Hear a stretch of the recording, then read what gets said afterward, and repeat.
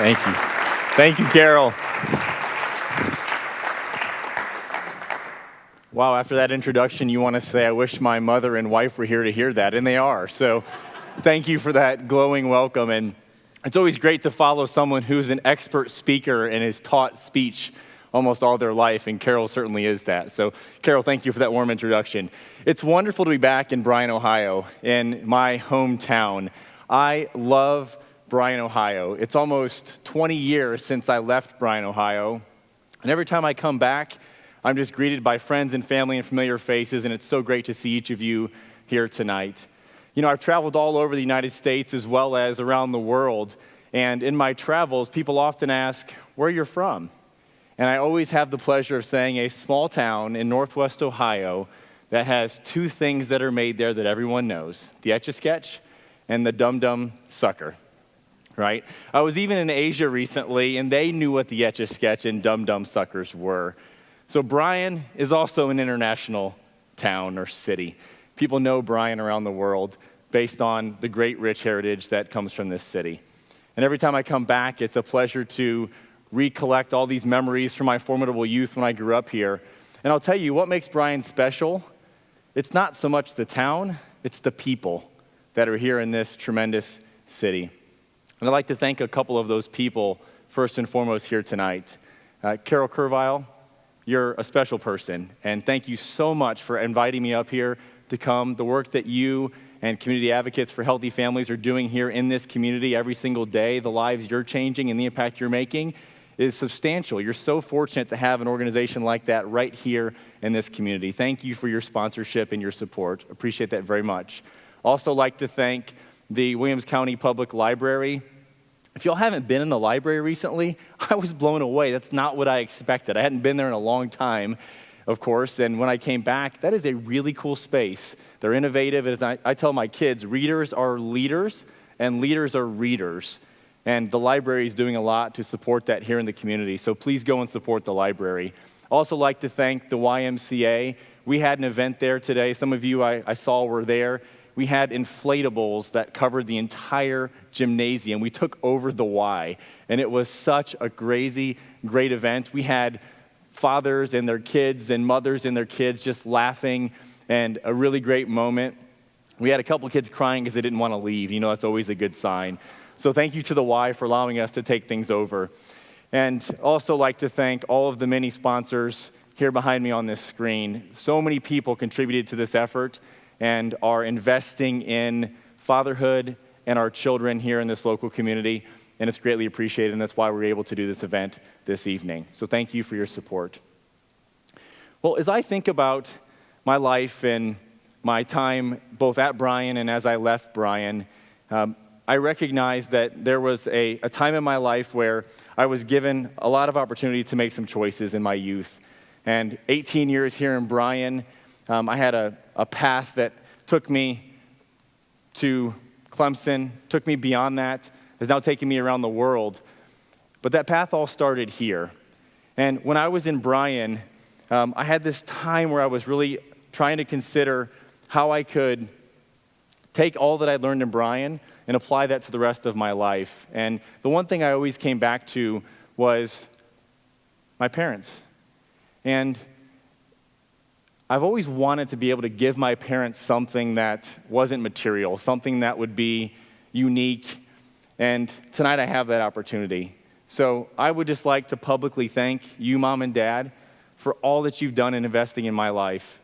You know, you don't always recognize the impact you can make on someone, but you've made such an impact on me. Everyone here knows you that's in this room for the most part, and they all know, if they know you, that you're incredible servants.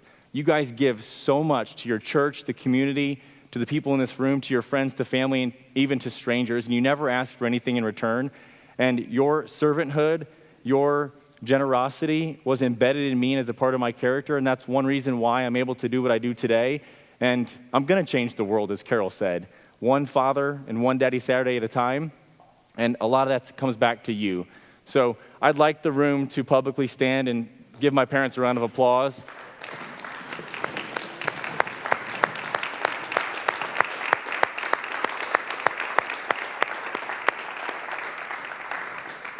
Thank you. Thank you for doing that. It's something I've always wanted to do. So, Mom and Dad, love you guys. I'm proud to be your son, and thank you. Look, we've got a mixed audience in the room tonight. We've got some folks who are going to become parents. We've got some folks who are right in the middle of parenthood, just like I am. We're fighting that battle every day.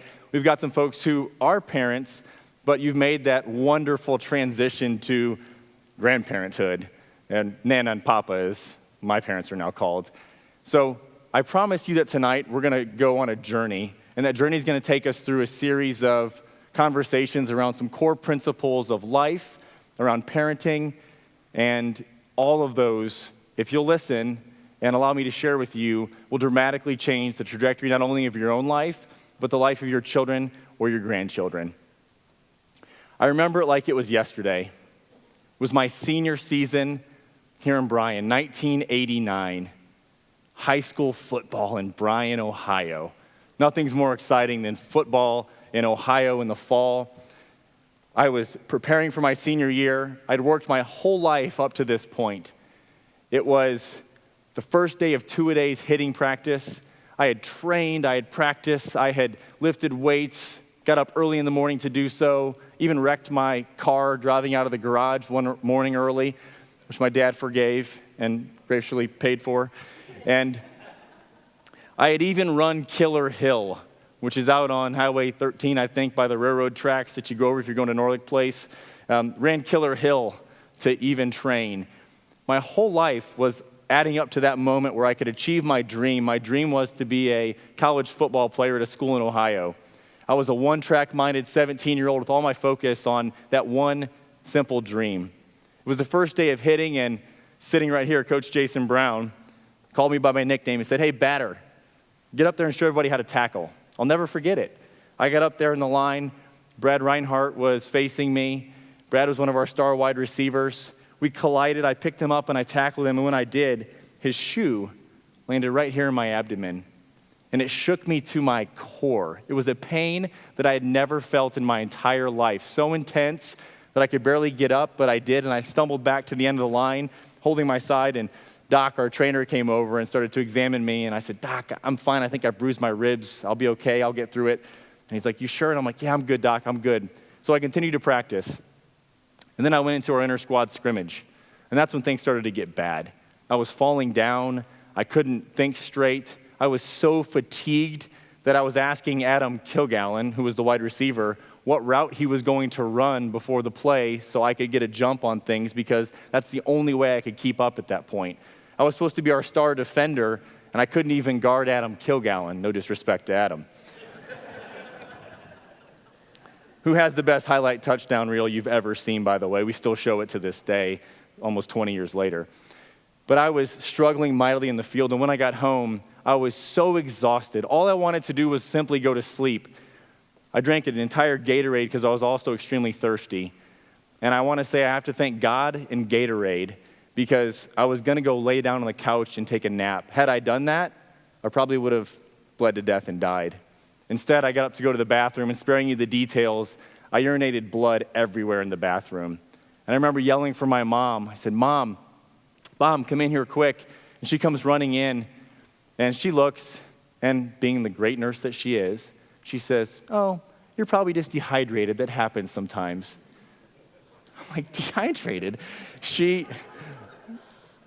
She was an expert nurse, right? She was keeping me out of a state of shock, which she knew that I was in. She said, "Well, let's get you cleaned up. Let's go to the hospital and get you checked out just to be safe." So we go to the hospital, and immediately I'm rushed into the ER, and then shortly after I'm in a CAT scan tube, and my mom and a doctor are behind a glass wall, and they're reading the screens as they're seeing what's going on inside of me and where the bleeding was coming from.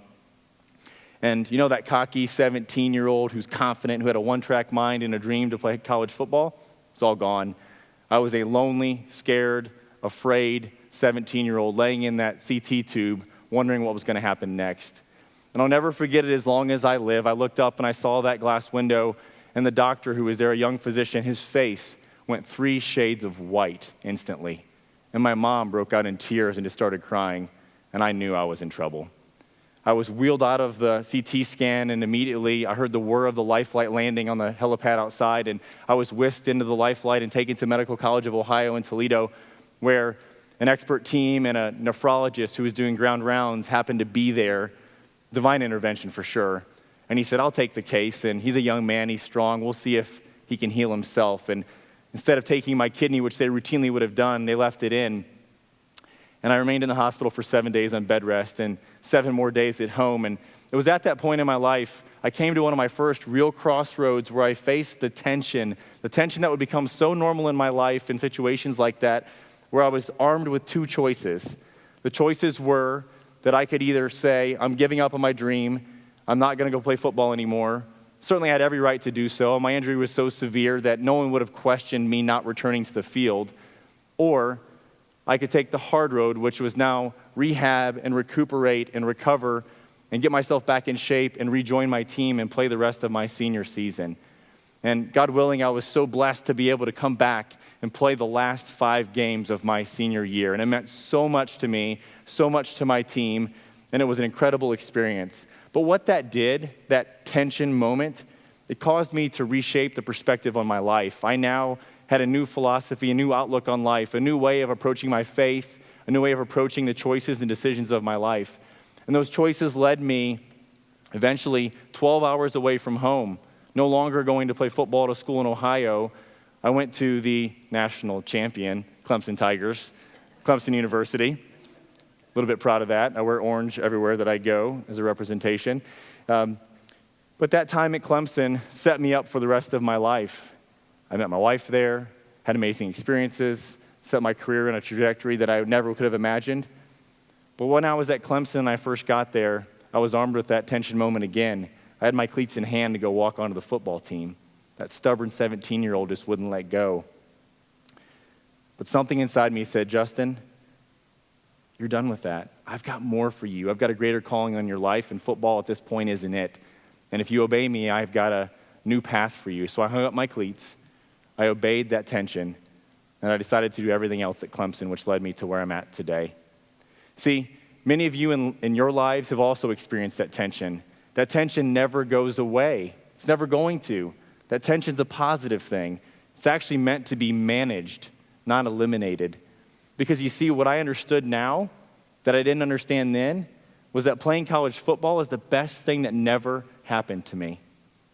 How many of you in your lives have had something happen to you that you had a dream, you had an aspiration, you had something you were striving for, but it didn't happen, and it ended up being exactly what you needed? Counterintuitive, right? That tension in my life has continued. It's continued on as I've grown older, but I've learned how to manage it better. That tension approached me several years ago when I was making a dynamic shift in my career. I was in corporate America. I was traveling from Charleston, South Carolina to Bridgewater, New Jersey about every other week. It was a very stressful job. I enjoyed the job, but I didn't enjoy the travel. I didn't enjoy the demands and leaving my family. I was in the airport one morning at dark 30 in the morning, getting ready to travel to New Jersey. And I remember the gate attendant calling people by their status, you know, the 15 levels of status they call at the airport, the triple platinum, the diamond, the ruby, the gold, the silver, the bronze, the whatever other color you can imagine. And I'm watching a gentleman board in the first round of individuals, and he was boarding with his suit on, and he was so proud of that platinum status. He was wearing it as a badge of honor on his chest almost. And I remember that feeling in my chest going, I'm envious of him. I want that status. And then all of a sudden had this rush of anxiety and this 800-pound gorilla kind of sitting on my chest going, what are you doing? Is this what you were meant for? Were you meant to be away from your family and not be engaged? Because, Justin, you can have 1 million airline miles and a bunch of hotel points at the end of this career, and that's great, but at what cost? Because if you fail at home and you fail for your family, then you're failing. I still travel for work today. I still fly routinely from my home, but I have a totally different perspective now because I've learned to manage that tension. I've learned to be an intentional father and be engaged when I'm at home, and that has changed everything for me and changed everything for our family. And I would ask you to examine your life and look at the same thing. How often in your life do you have that tension, and do you obey it? Do you try to eliminate it, or do you manage it? So one of the first core principles we're going to talk about tonight that is so imperative right now as we look at the status of parenting and our children and families and our society is this ability to create margin in your life. Margin matters. See, we live in a fast-paced society. We want everything on demand, right? The last time you ordered something off the internet, it shows up in your house in 2 days with Amazon Prime, right?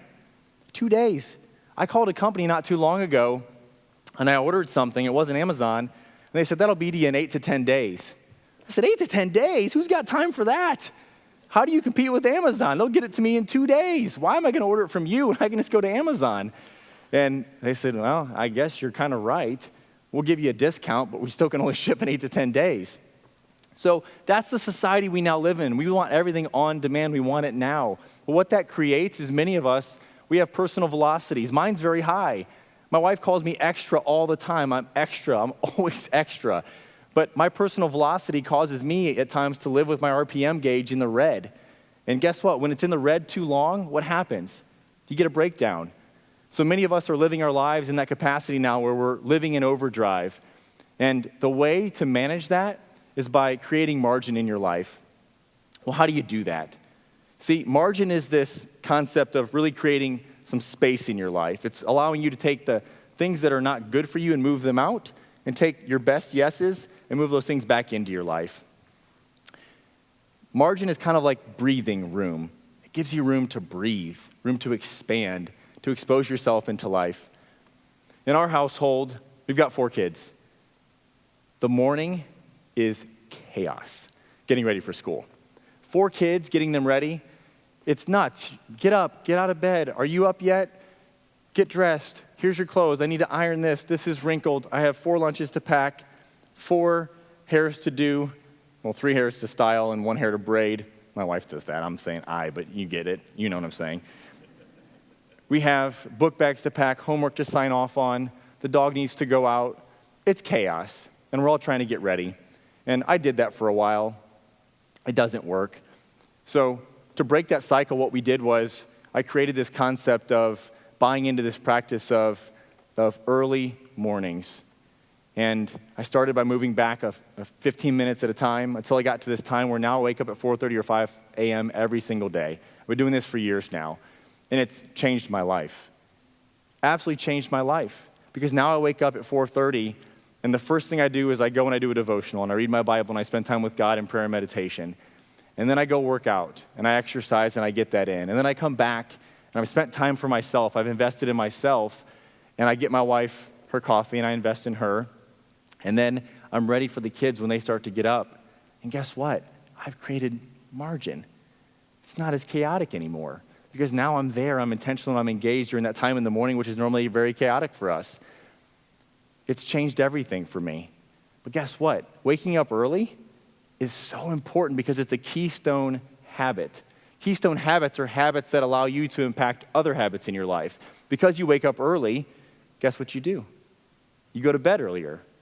You don't watch TV for 3 hours at night because you got to get up early in the morning, right? It just works that way. Because you exercised in the morning, when you have a choice for what to eat at lunch, salad or pizza. Well, I worked out in the morning. I invested in myself. I'm probably choosing the salad. That's how it works. Keystone habits are building block habits. And this is so critical for building margin in your life. And by having that margin, it allows you to create that breathing room that you need to be the intentional, engaged parent that your family wants and needs. It's also really important to understand that when you create margin, it's not about necessarily saying no to everything, but you've got to say no to the wrong things and say yes to the right things. Andy Stanley, who's the pastor of North Point Ministries, has this great quote. He says, allow what you do to impact what you don't do. And I think that's so relevant because so often we don't really examine and prioritize our life. I found that calendaring everything is so important. If it's not on my calendar, then it doesn't happen. I mix my business and my personal calendars, and that allows me to create this system where if I've got a date night with my wife or my daughter, it's on the calendar. I don't miss it. It's just like a business meeting. And that, again, allows for margin in my life. Margin matters. In this fast-paced, intense society we live in, if you're not creating margin in your life, then you're missing an opportunity to fully engage and be prepared for your children. Because look, I've done it. If you're burning the candle on both ends and you're worn out every night and you're worn out on the weekends, it makes it really hard to be an intentional parent and fully engaged. And look, there are some single mothers in this room. There are those that you know who are single mothers who are doing this on their own. Even more important for them. Because if you're a single mom and you're raising kids, you have to have that margin. You have to have that time for yourself so that you can be there for your kids in the end. Margin matters. One of the principles that I often think of when I come to margin is this concept of our tagline in Daddy Saturday. This matters so much, and you may say, Justin, you're being kind of dogmatic about this practice of waking up early and exercising and eating right. Yeah, I am, because look, fatherhood, parenting in general is no longer a playground, it's a battleground. It is. Failing our kids and failing this next generation is not an option. So if we're not willing to make small investments in our life, like 15 minutes earlier this next week and the week after, until we get to the point where we're waking up early and investing in ourselves in our mornings and creating that margin, it's so important. So important that it makes me think of a story where there was a commander of a vessel, of several vessels that were moving from Spain to the coast of Veracruz, which is in the Caribbean. They were led by a man named Hernan Cortez. Hernan Cortez had this quest. He was a conquistador, and he was going to conquer these Aztecs and take a treasure that had been guarded for hundreds and hundreds of years successfully. Many had tried, many with larger fleets and more cavalry, but their bodies and their bones and their shipwrecks were strewn along this island. They'd never been able to conquer these Aztecs. When Cortez got to the island, he knew he had to do something differently. He had to play a game no one else knew was being played. So what did he do? He played Tony Robbins on the beach for a couple of days. He got his men out and he gave them motivational speeches, stump speeches from the beach. His men were probably like, what is going on? We're here to take a treasure. Let's go. Enough already. We get it. But no, he kept giving them the positive mojo until the final day. He got up on the stump block and he went to give his talk. And instead of giving them the battle plans and saying, you flank left, you go right, you advance, guess what he did? He gave 3 words. He said, burn the boats. Burn the boats. Men, the only way we're getting off this island is on their boats. Because guess what? When you're armed with success or death as your 2 options, which one do you choose? Success. And that's exactly what they did. They took the island. They took the treasure that hadn't been conquered in over 800 years from the Aztecs, and they left on their boats and they went back to Spain. I would ask you, how many boats are you floating on in your life that need to be burned? How many excuses? How many priorities? How many things are you saying yes to that you need to say no to that need to be burned to create that margin and to allow you to be the parent, the grandparent that you need to be to the children in your life? Burn the boats. We've talked about margin and how important that is. Being early to rise and giving your best, yes. There's another concept of parenting, a principle of parenting that applies to all of us, and it's this concept of being comfortable, being uncomfortable. Now, when you hear this, you're going to say, Justin, you're weird. It's okay. My wife thinks I'm weird. My kids think I'm weird. And in fact, the more that they think I'm weird, the better I know that I'm doing. So I encourage my kids to think that I'm weird. But I've engaged in this practice of making myself comfortable being uncomfortable. One way that I do this, that you can do as well, is take cold showers in the morning. Probably a lot more fun in South Carolina than it is in Northwest Ohio, but the principle is still there. And the concept is I force myself into that shower. I scream like a girl every morning. My wife and my kids laugh at me every morning when I do this. I jump in our pool in the wintertime and I scream like a girl.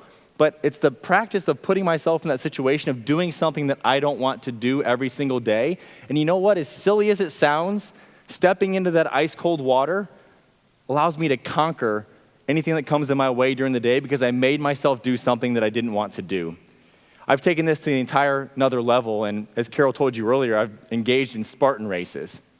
And she's right. They are like throwing a bus over a mountain. It's more like running a half marathon and also engaging in 25 to 35 obstacles that you have to overcome in mud and water and barbed wire and really heavy sandbags and all sorts of other crazy stuff. And Spartan races are so unique because what Spartan races have taught me is that, yes, there's this physical element to being able to achieve and accomplish this, but it's way more mental than it is physical.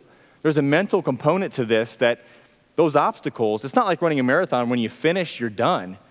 I have 35 obstacles that I have to overcome to even complete this race in addition to running the duration.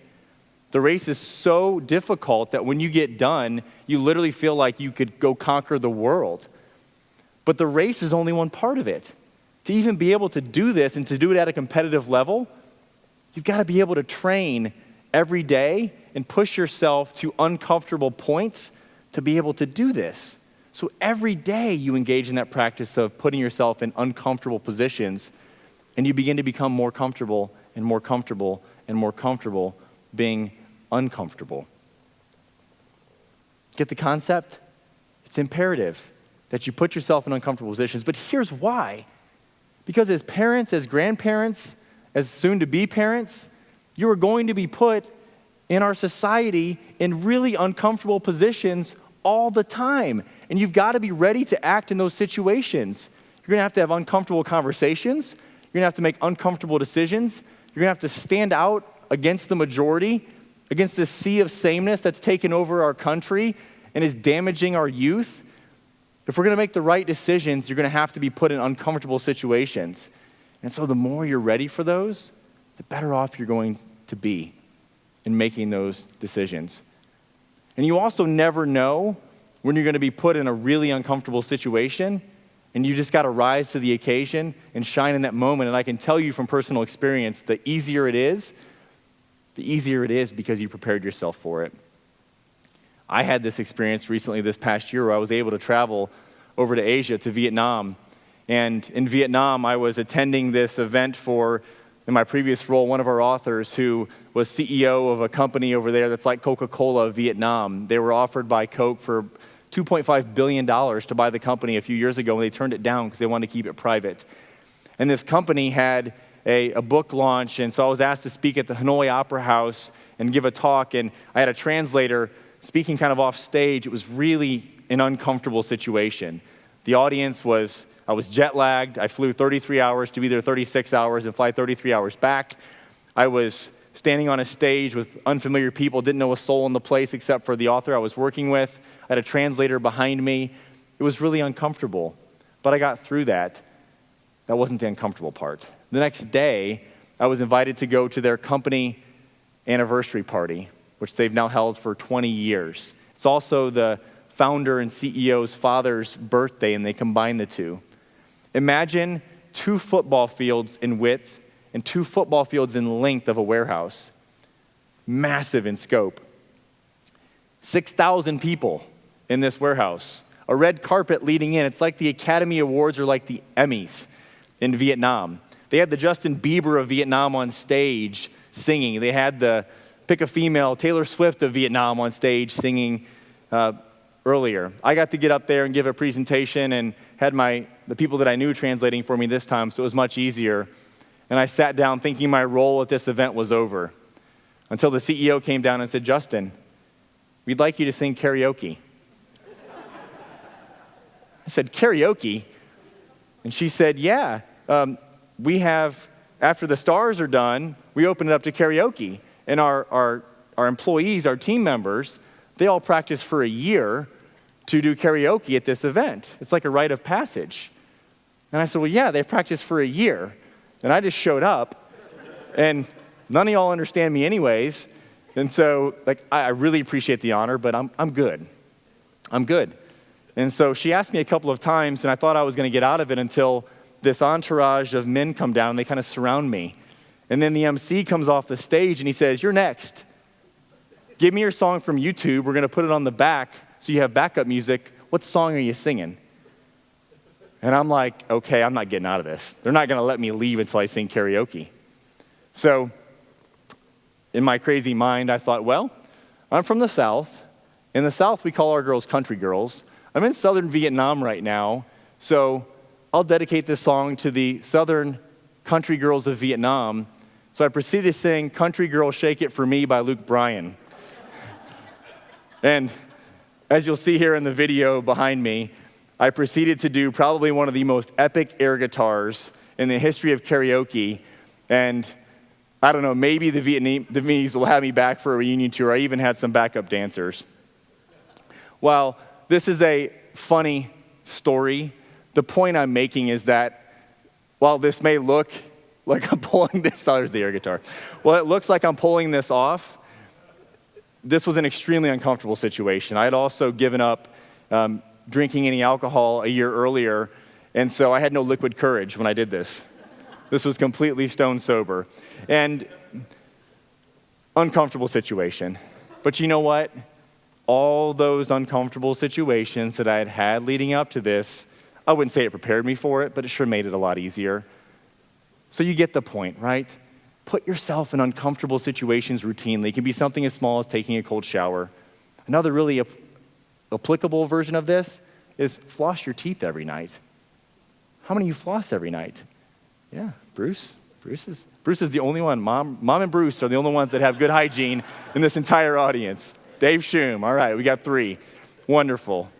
I'm calling Bomer and Brown and all the local dentists, and you guys, they're gonna have some business. So listen, flossing your teeth, something so simple, right? My dentist, I came in and for my annual checkup, my mom, great on the nutrition front.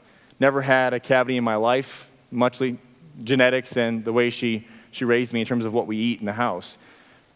My dentist looks at me and he goes, Justin, you're doing great, but you told me, I'm honest, I told him I don't floss, I use mouthwash instead, and he goes, Justin, do you realize you're getting 35% of your teeth when you only brush and don't floss? He said, you're missing 65% of your teeth. And he said, I know you're a 110% kind of guy. Are you a 110% kind of guy? Are you a 35% kind of guy? I said, yeah, you got me. So I flossed my teeth every night for a year. And I'll tell you, just like cold showers, flossing your teeth at night is really annoying. You just want to get in bed. You don't want to spend the time flossing your teeth. It's the last thing I do every day, but I still do it. And you know what's so funny about it? I wake up early the next morning, and I somewhat feel accomplished because I flossed my teeth before I went to bed the night before. Is that not stupid? But it works. See, the mind is so powerful. The mind actually creates neural pathways. So the more you put yourself in those uncomfortable situations, the more your mind creates a highway where you're so used to that you just naturally thrive when it comes to those kinds of circumstances. Margin matters. Burn your boats. Be early to rise. Give your best yes. Put yourself in uncomfortable situations and become comfortable with them. Now, we were at our event today, this afternoon at the Y, and I'm looking at these dads, and I'm seeing these dads, and I'm looking at my dad, and I'm like, gosh, all these kids, they look up to their dads. You could just see them kind of admiring their fathers, mothers too, but this is kind of a father thing. And I thought about it, and I'm like, all these kids think their dads are their heroes. They all admire their dad, and I admire my dad, and my dad is my hero. He always has been, he always will be. But I'll tell you, as a society, we have it all backwards. And here's why. We have a millennial generation that is right now moving quickly into adulthood and into becoming the parents of our society. We have Generation Z that are right behind them. The millennial parents were raised in an environment where they were enabled, they were equipped, they got participation trophies, and it's no fault of their own. That's the society that they were raised in. Many of the generations that I see here, y'all are successful because you're standing on a pile of failures. But this millennial generation never had the chance to experience failure. That was taken away from them in their youth. So now here they are as adults raising children, and they've never experienced failure. I've seen this firsthand in corporate America, working with a lot of millennials in several companies. And when they fail, it is catastrophic because they have no mechanism for dealing with that failure because they've never experienced it before. This is the paradigm shift that needs to happen. It needs to happen now with millennial parents and Generation Z. And it's the script from every movie that's ever been made. Think about Star Wars. You've got Luke Skywalker, your hero. You've got Darth Vader, the dark side, your villain. There's a conflict that occurs, and it leads to success or failure, but along the way, there's a guide. It's the little green guy. It's Yoda, right? Yoda is who we need to be in that situation, and here's why. Because when you position yourself as the guide instead of the hero, you allow your children to fail. And that's a great thing, because failure at 8 is far better than failure at 28. Failure at 8 is I didn't prepare for my test and I got a bad grade the next day. We can talk about that, we can recover from it. Failure at 8 is I was running with my ice cream cone and the top fell off and I now have no more ice cream. Can I get another one, please? Failure at 28 is I lost my job, I got divorced, I was texting while I was driving and got in a car accident and killed somebody. Maybe I'm being extreme, but you get the point. Failure is very different at those two thresholds, and if you haven't experienced it, you don't have the mechanisms to deal with it. And this all starts in the home with the parents positioning the children as the hero of the story so that they can have their own experiences to overcome failure and achieve success, but not get too high from it or not get too low from the failure. And when you do so, you allow your children to thrive in that environment, and that is how we build good kids that become great adults. Being the guide is so critical. For many of you in this room, I know you, and I know you have been that for your children. And that's incredible because now as you transition over to being grandparents, guess what your kids need now? They don't need a hero. They need a guide to be the guide to them as the guide to their kids, right? That's what my dad is for me now. And it's so amazing in our country, the opportunity that we have to change the entire paradigm with this one shift in parenting. It's a new philosophy. I just attended this incredible event at Clemson University, this all-pro dads group that was founded by Tony Dungy and several other former NFL guys, is focused on fatherhood. And we were there, we got to experience it. Dabo Sweeney and the team had everybody in the field, and we had this all-pro dad day, and their whole moniker was hero as you went around. And it was, dad's the hero, my dad's my hero, my dad's my hero. And I'm like, no, that's wrong, it's backwards. Because dads, you already are your kid's hero and you always will be. You need to be their guide.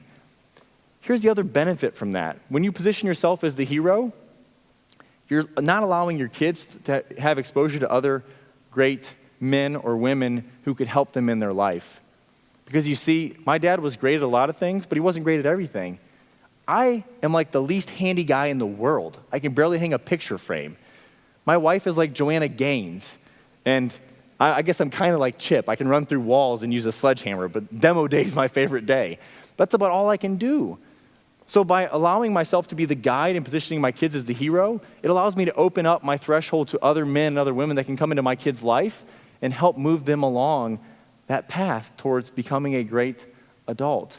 That's the benefit of positioning your kids as the hero and positioning yourself as the guide.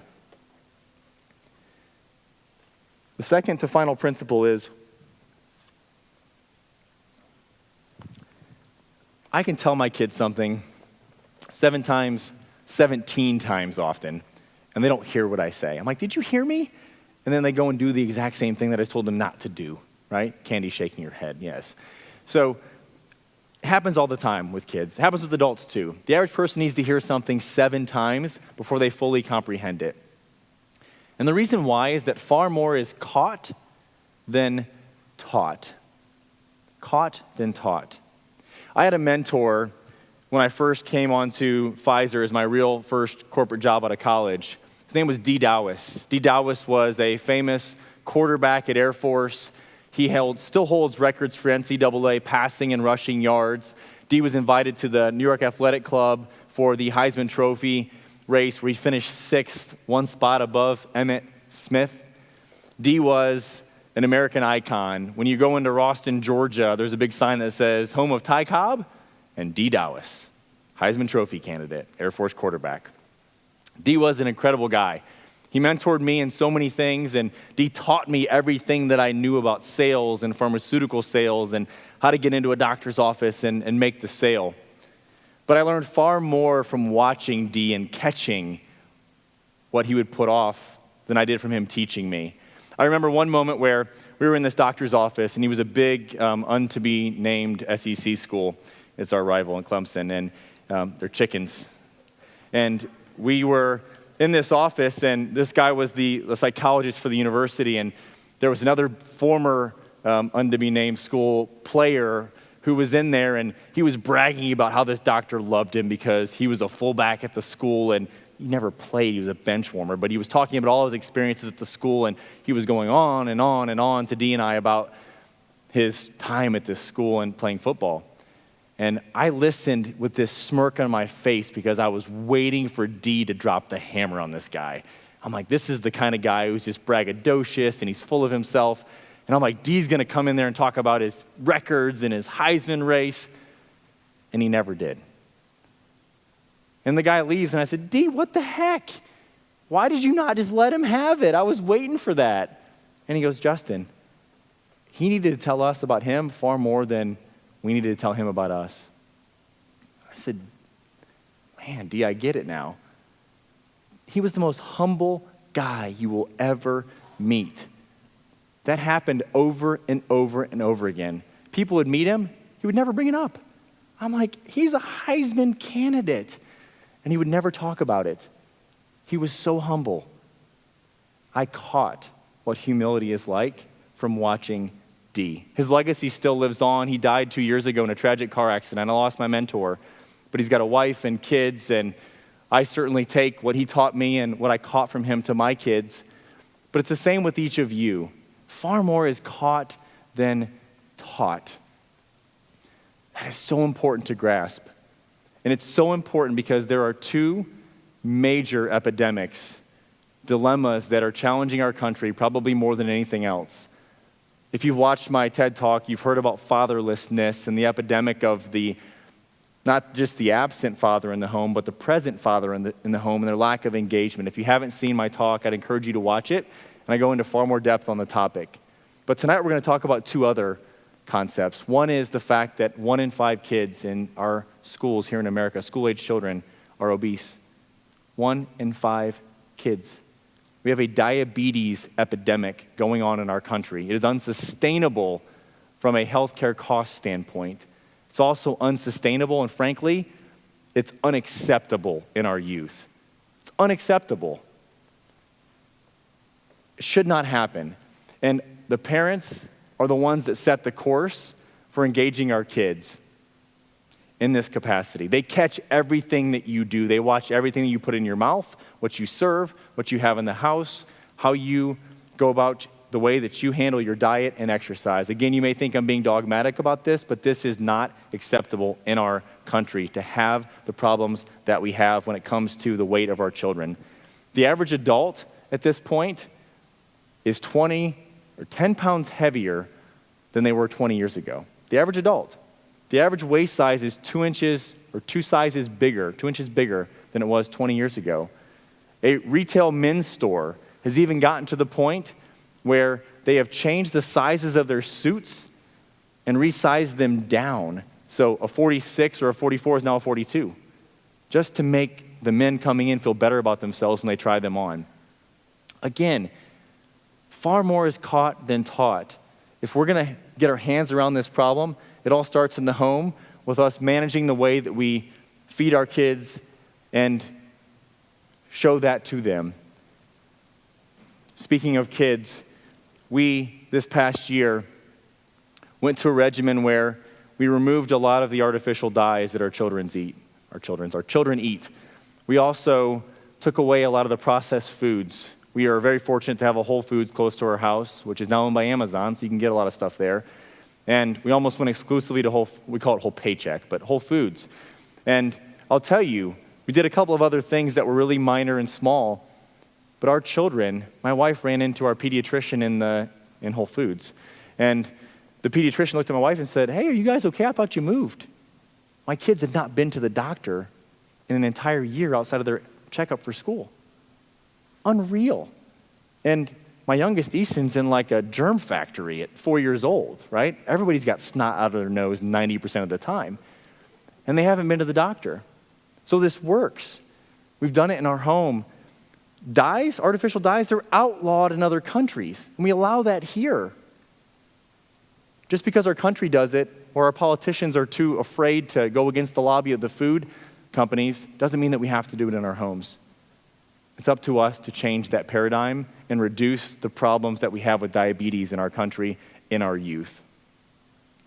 The second problem that also contributes to that greatly, and Jason Brown and I were talking about this when he came in, is the digital dilemma. Gosh, you guys, the biggest social experiment in the history of the world is going on right now in our country. And we're sleeping through it. Or I should say we're blue screening through it. They did a study in the New York Times, and it talked about the fact that when you look at the lower socioeconomic areas versus the higher socioeconomic areas, they were so afraid when technology started to advance that the folks on the rich side of the tracks would have all these advantages, and it would give them access to technology that would give them an unfair competitive advantage when it came to their test scores and to schooling and college and jobs. And guess what happened? It actually went the other direction. The wealthier, higher socioeconomic families, those kids spend an average of 5 hours a day on screens. Now, the lower socioeconomic areas in the schools, it's 1-to-1 iPad to kid, computer to kid. They're spending 8 hours a day on average on a screen in those areas. That's on average. That's what they can track. We all know in dual income families or single mom families or families where they don't have dedicated care or engagement after school or the kids aren't involved in activities, the screen also becomes their babysitter. That number goes up. There's kids that are spending 12 to 16 hours a day playing Fortnite and other games, and those games are now their entertainment. Again, that is not acceptable, folks. It's not acceptable. And the biggest social experiment's going on because what these kids don't know is that Facebook and social media and the gaming companies are actually using chemicals, drugs, if you will, to program these kids to become addicted to these technologies. The drug is called dopamine. It's the excitatory neurotransmitter in your brain that gives you the pleasure feeling. And when they get a hit on social media, somebody texts or likes or forwards one of their posts or playing the games the way that they're engineered, it gives them a surge of dopamine, and that dopamine is the pleasure system, which encourages them to what? Do it more, right? So important that we model this for our children. When we were at dinner, put our phones away. When we're engaged with our kids, let's put the technology down. Let's create those times and zones in our lives and in our homes where we can be technology free and free up our kids to have a future where they can engage technology and use technology and leverage it for the power and for the good that it brings, but also solve this dilemma that we're now faced with and this biggest social experiment that's ever gone on in the history of the world that we're now facing. Far more is caught than taught, and we need to continue to teach our kids, but also allow them to watch us and observe us directly to change those two paradigms.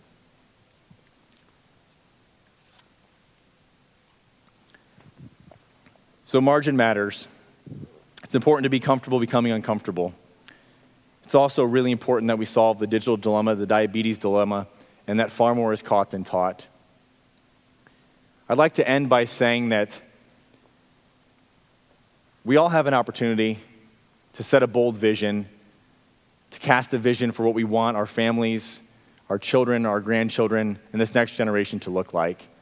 It all starts with intentionality. That's what Daddy Saturday is all about. It's about being intentional and engaging our children so that we raise good kids that become great adults.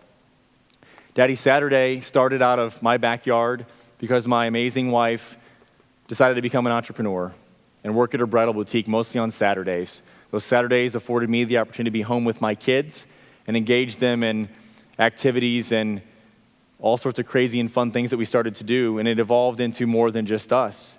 And I found that I was having a hard time engaging my kids and coming up with ideas, and I saw that if I was having a hard time with this and I was in it and engaged in it, I could only imagine what other fathers were also going through. And that's when this platform became bigger than me and became an opportunity to serve others and create the opportunity to change fatherhood across the world. How do we do that? It all starts with, in our local communities, coming together and creating intentionality and opportunities where fathers, single mothers, father figures can come together, rise up, address some of these problems and challenges that we have by seeing what good looks like, and then taking that back into their individual homes and communities, and creating a movement that sweeps across this country. That's what Daddy Saturday is designed to do. We have a book coming out right before Father's Day, the Daddy Saturday book. That book will also be accompanied by a playbook. The playbook will be 52 ideas for how to engage your kids on Saturdays, one for each week of the year, right? 52 weeks in a year.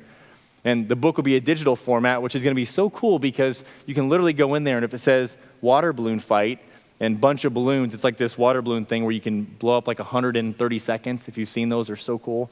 We've had many fights with those. And you can order it straight from Amazon, right off the site. You click on the button, it takes you right there. So it's as simple as clicking on the button and engaging in that idea. We're going to make it as simple as possible. We're going to build out community coaches, great coaches in each market who will champion this effort and create the dialogue and work with organizations like CAF to bring about these Daddy Saturday events like we had today. My hope and dream and vision is that, can you imagine, we'll go with the water balloon theme, that we've got a water balloon fight that's taking place across the country, if not the world. And everybody's posting their pictures on social media, and dads being dads are trying to one-up each other and make it even more epic than the other dad. That is the goal. And we can change this country by engaging and coming together in that respect. But we've got to do it together. We've got to do it with the principles of parenting. I gave you several tonight. Those are certainly not all of them. I go in great detail in the book about what they are. But it all starts in the home. And it all starts with intentionality. I like to ask my 4 amazing kids to come up on the stage. The Daddy Saturday crew.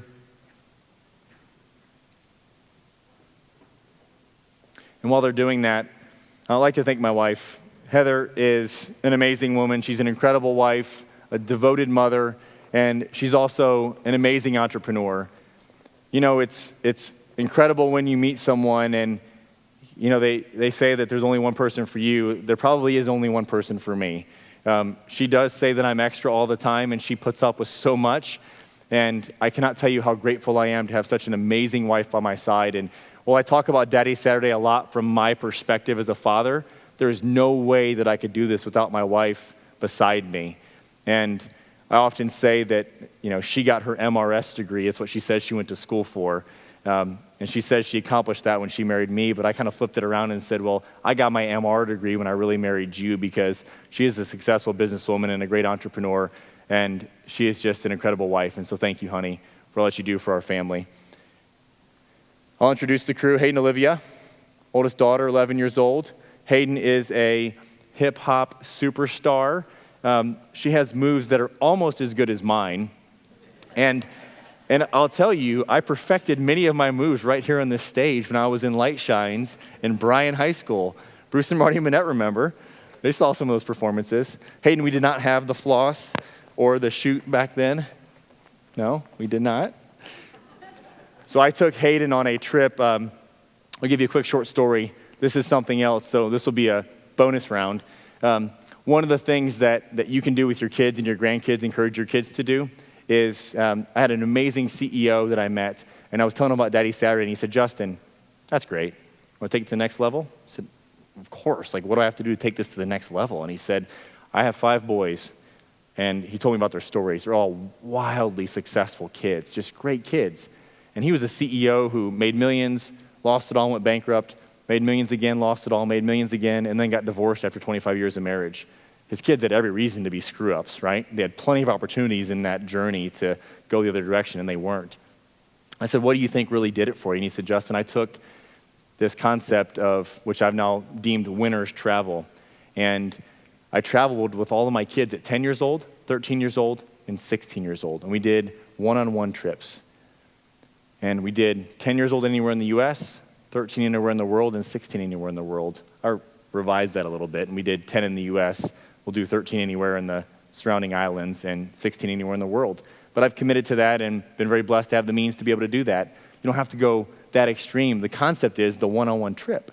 And Hayden and I had the chance to do our one-on-one trip as she turned 10 this last year. Blaine will get to do his this next year, and we got to go to New York City.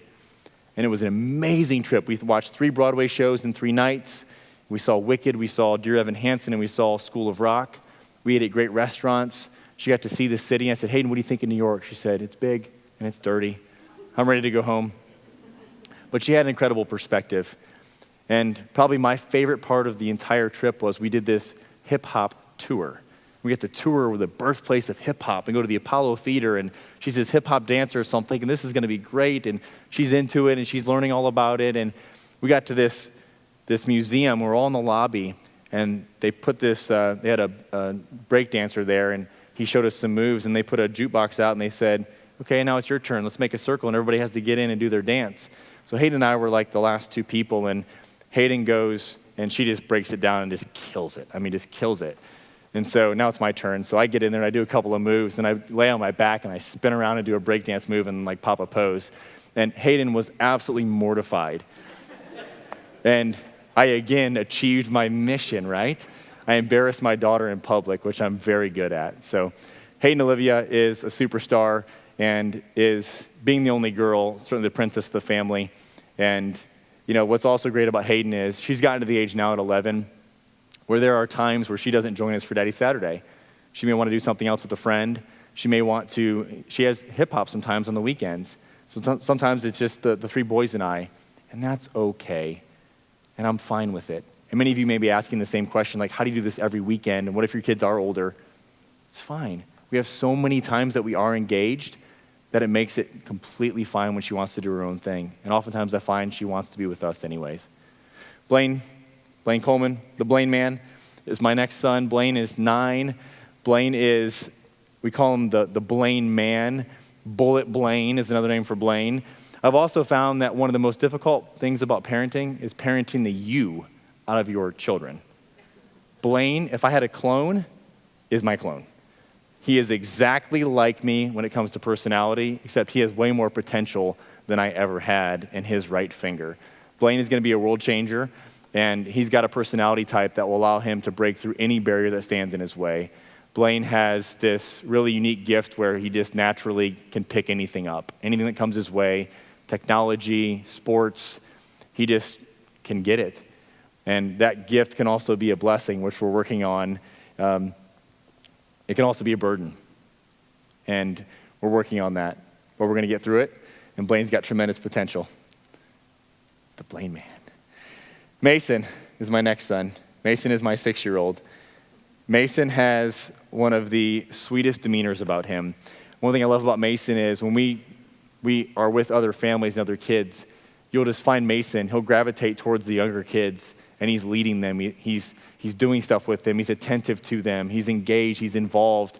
And he has a friend who's actually Easton's age. He's in Easton's class, and his friend got to go to a Clemson basketball game and got to sit courtside and got to invite anyone he wanted to go, any of his friends. And he chose Mason, who's several years older than him. And it's because Mason is the kindest, nicest, gentlest young man. And Mason has this amazing way about him where he will literally juke anyone out of their socks. Mason is such a juker when it comes to sports and football, and he has the most amazing backyard jukes that I've ever seen. So Mason's got a lot of potential in a lot of ways as well, and I'm excited for watching Mason grow. And you know, my role as a parent and Heather's role as a parent is to really take those strengths that we're talking about and foster those and grow them. And so it's fun identifying those and watching your kids. Part of the reason why I'm telling you all this, there's method to the madness, right? Because I found myself oftentimes on Daddy Saturdays behind my screen filming them, because I can't afford a film crew at this point, so it's me filming, which isn't always a good thing. But I've started to remove myself from behind the screen. We film what we need to for our content, but I remove myself so I can look in their eyes and I can watch them and I can pick up on those finer points that I see by just observing my children. Last but not least is Easton. Easton is our fearsome 4-year-old. And Easton is a fireball. He is destined to be a lawyer, international negotiator, I don't know. But Easton can argue his way out of anything, and he has an incredible vocabulary at 4 years old. Easton is, he is a fireball. And, you know, it's that maybe it's the youngest kid, I don't know. But he has this incredible ability to light up a room with his smile. Easton is also fearless at 4 years old. we were just in an auditorium that was twice this size, the Gilliard Auditorium in Charleston, which is our big theater downtown. And Jeff Corrin was in town for our Southeastern Wildlife Expo. And we were live, and we're filming this, and Jeff's in front of this huge audience. And he walks out afterwards, so kind. And he's taking questions from the audience after he was done. And he walks up, and I had asked Blaine to ask a question, and Blaine was like, And Mason's like, Hayden's like, no way. And then Ethan's like, I'll do it. And I said, you will? And he's like, yeah, I'll do it. I said, okay. And I said, Easton, ask Jeff Corrin why there was an orange alligator in South Carolina. And there was. We'd seen a couple of orange alligators. So Easton raises his hand, and Jeff Corrin's like, yeah, buddy, what's your question? He's like, why is there an orange alligator in South Carolina? Clear as day. And Jeff's like, holy crap, that's not what I was expecting. So he thinks about it for a minute. He's like, well, I saw the story, and I think he was in a drainage ditch, and there was a lot of rust, and he laid there all winter when he was in hibernation, and he came out, and maybe he was albino, and now his skin was orange. And Easton was like, that's great. And, he's 4 years old in front of all these people, and no fear, he just raises his hand and does that. And I want to keep encouraging that, and I hope that he has no fear as he grows older. I also have no fear because on this stage I performed in front of many of my friends, and I had a line of football players, typically right here, baseball players, heckling me from the front row when I did light shines. And you guys standing on a stage like this, you stand on a stage like this, you can stand on a stage anywhere. Don't ever forget that, okay? This crew is special to me, but each of you have a special crew, I know. And this is why we can't fail fatherhood, we can't fail parenting. Because this is the next generation. This is the future of our country. God has a great purpose for all of our kids. They can all be world changers. But it all starts with creating margin in our lives. It all starts with the principle of far more is caught than taught. It all starts with our ability to make ourselves comfortable being uncomfortable. It all starts with setting a bold vision for our family. And it all starts with being intentional. My remit to all of you is to join this movement. Starts in your home, and to be a part of Daddy Saturday and to help us change the world by raising good kids that become great adults and do that one Daddy Saturday at a time. Thank you. Thanks, guys.